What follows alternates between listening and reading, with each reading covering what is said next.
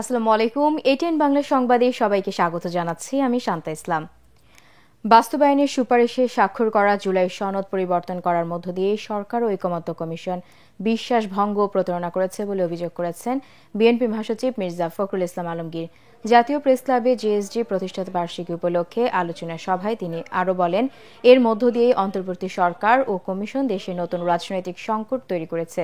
জামায়াতকে উদ্দেশ্য করে তিনি বলেন, নির্বাচন বানচাল ও বিলম্বিত করতে একটি দল রাজপথে আন্দোলনের নামে বিশৃঙ্খলা সৃষ্টি করছে।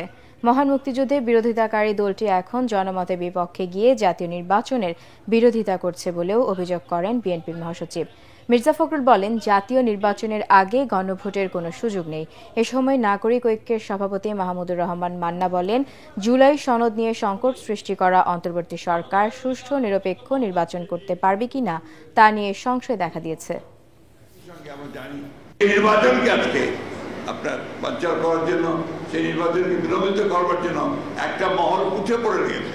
আমরা খুব পরিষ্কার করে বলতে চাই, গণভোট নির্বাচনের আগে করার কোনো সুযোগ এখন আর নাই। নির্বাচনের দিনই গণভোট হবে, সে কথা আমরা পরিষ্কার করে বলেছি। 1971 সালে মুক্তিযুদ্ধের বিরোধিতা করেছেন। আজকে দয়া করে জনগণ যে নির্বাচন চায় সেই নির্বাচনের বিরোধিতা করবেন না। কারণ এই দেশের মানুষ কখনো বিট্রিয়ালের যারা বিট্রি করে তাদেরকে ক্ষমা করে না, তারা ক্ষমা পায় না। আমরা অবশ্যই আমাদের মিত্রদেরকে নিয়ে, যাদের সঙ্গে আমরা দীর্ঘ 15 বছর লড়াই করেছি, একসাথে কাজ করেছি, তাদেরকে সঙ্গে নিয়েই আমরা সরকার গঠন করতে চাই। এবং খুব পরিষ্কার কথা আমরা বলছি, আমরা জাতীয় সরকার গঠন করতে চাই নির্বাচনের পরে। সংস্কার প্রস্তাব না মানলে বিএনপি দায়িত্বহীনতার পরিচয় দেবে বলে মন্তব্য করেছেন বাংলাদেশ জামায়াত ইসলামের নায়েবে আমির ডাক্তার সৈয়দ আব্দুল্লাহ মোহাম্মদ তাহের। কুমিল্লার এক দলীয় সভায় তিনি কথা বলেন। যদি নির্বাচন না হয় তাহলে কি হবে?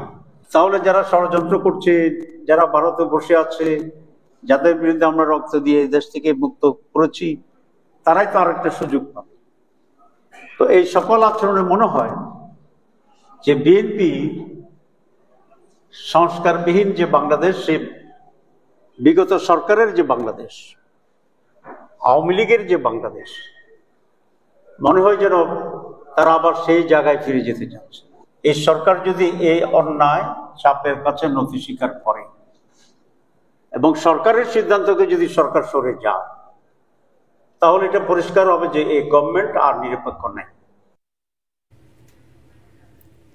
গণভোটের বিষয়ে যে সিদ্ধান্তই নেওয়া হোক না কেন, নির্বাচন আগামী বছরের 15 ফেব্রুয়ারির আগেই হবে বলে জানিয়েছেন প্রধান উপদেষ্টার প্রেস সচিব শফিকুল আলম।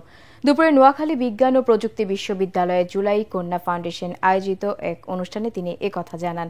কোনো শক্তি দেশকে অস্থিতিশীল করে নির্বাচন পেছাতে পারবে না বলেও মন্তব্য করেন প্রেস সচিব।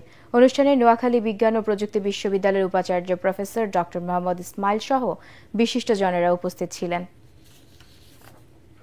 কোনো উত্তাপ জাতীয় নির্বাচনে কোনো প্রভাব ফেলবে না। যে কোনো ডিসিশনই হোক না কেন, ইলেকশন 15 ফেব্রুয়ারির আগে, ফেব্রুয়ারির প্রথমার্ধে হবে। এটা কোনো শক্তি না এই ইলেকশনকে পিছানো। খেলার খবর। হোয়াইট ওয়াশ এড়ানোর লক্ষ্যে ওয়েস্ট ইন্ডিজের বিপক্ষে তৃতীয় টি-20তে সন্ধ্যায় মাঠে নামবে বাংলাদেশ। চট্টগ্রামের বীরশ্রেষ্ঠ শহীদ ফ্লাইট লেফটেন্যান্ট মতিউর রহমান স্টেডিয়ামে খেলা শুরু সন্ধ্যা 6টায়। টাইগারদের মূল ভাবনা ব্যাটিং নিয়ে। দ্বিতীয় ম্যাচে ক্যারিবীয়দের মাত্র 149 রানের টার্গেট 135 রানের বেশি তুলতে পারেনি তারা। সে ম্যাচে বাংলাদেশ ডট খেলেছিল 50টি বল। এ ম্যাচে তাই ডট বল না দেওয়ার লক্ষ্যে থাকবে স্বাগতিকদের। সাম্প্রতিক পরিসংখ্যানে বাংলাদেশের চেয়ে এগিয়ে ওয়েস্ট ইন্ডিজ। এখন পর্যন্ত 21 বারের সাক্ষাতে বাংলাদেশের জয় 8টিতে এবং ওয়েস্ট ইন্ডিজ জিতেছে 11 ম্যাচে।